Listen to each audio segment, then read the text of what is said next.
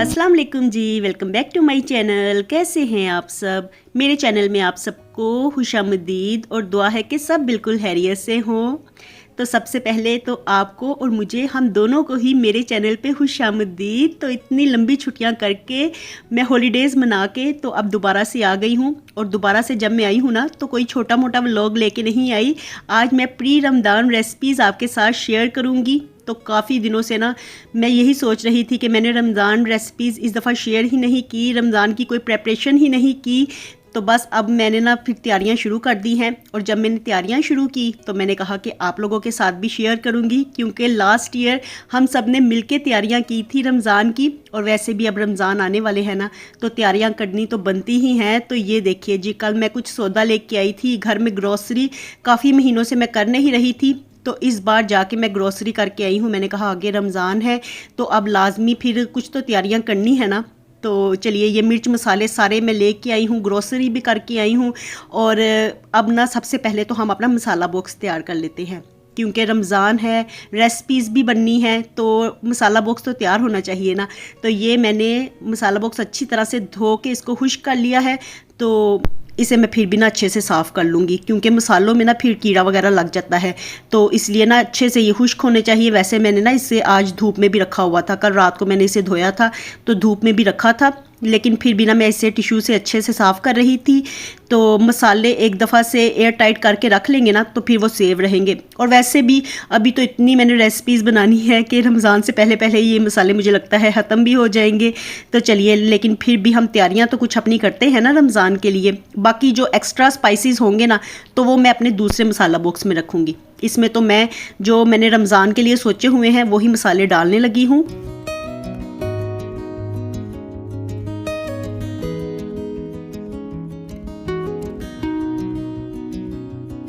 और आप भी कहते होंगे कि पता नहीं आप भी कहाँ पे चली जाती है, एक व्लॉग डालती है फिर गायब हो जाती है, लंबी छुट्टियों पे चली जाती है। तो असल में ना, जब से हम लोग इस घर में आए हैं ना, तो मेरी रिस्पॉन्सिबिलिटीज़ बढ़ गई हैं, जिम्मेदारियां इतनी बढ़ गई हैं ना कि मुझे तो अब ऐसे लगता है जैसे मुझे सांस लेने का भी टाइम नहीं मिलता। तो सारा दिन इतनी भाग दौड़ लगी रहती है ना।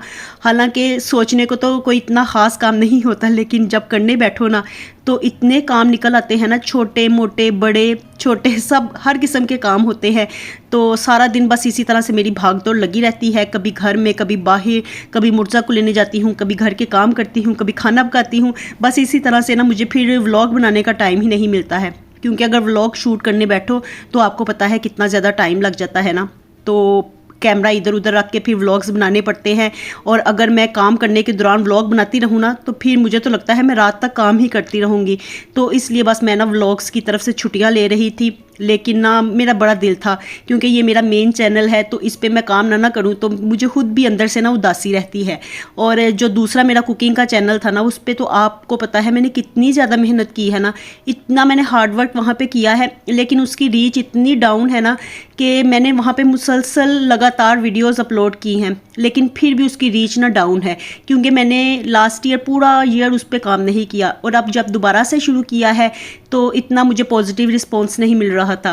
तो इसलिए मुझे फिर अपना वो कुकिंग का चैनल सोनिया फूड किचन छोड़ना पड़ा है अभी फ़िलहाल तो।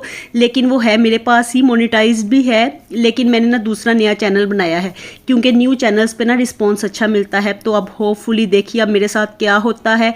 मैं तो बस जब की यूट्यूब पे आई हूँ ना, तो एफ़र्ट्स करती जा रही हूँ। और मेरा भी दिल चाहता है कि जितनी मैं मेहनत करती हूँ ना, उतना मुझे सिला भी मिले। लेकिन ना फिर बस अपनी अपनी लक होती है ना, तो मेरी लक थोड़ी सी ना इस मामले में है। तो बस अभी तो फ़िलहाल मेहनत जारी है। दूसरा नया चैनल मैंने बनाया है, और आप लोगों में से जो जो मुझे पसंद करते हैं, जो जो चाहे, और जिन जिन मेरी बहनों को कुकिंग का शौक़ है, तो वो मेरे न्यू चैनल सोनियाज़ हांडी कुकिंग को ज़रूर सब्सक्राइब करें और उस पर जाके वीडियोस भी देखें।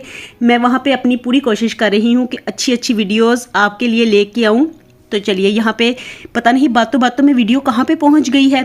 तो मसाला बॉक्स मैंने फिल करके रख लिया था, और उसके बाद मैंने फ़्रेंच फ्राइज़ कट किए हैं, क्योंकि मैं आलू भी काफ़ी ढेर सारे लेके आई थी। तो यहाँ पे ना सोसाइटी के अंदर इतने महंगे आलू मिलते थे, और जब मैं सोसाइटी से बाहर गई तो वहाँ पे ना मुझे बहुत मुनासिब रेट पे आलू मिल गए। तो मैंने कहा कि चलो रमज़ान के लिए ना फ़्रेंच फ्राइज़ बना के तो स्टोर कर लेते हैं। फ्रोज़न फ्राइज़ मैं आपके साथ शेयर कर रही थी।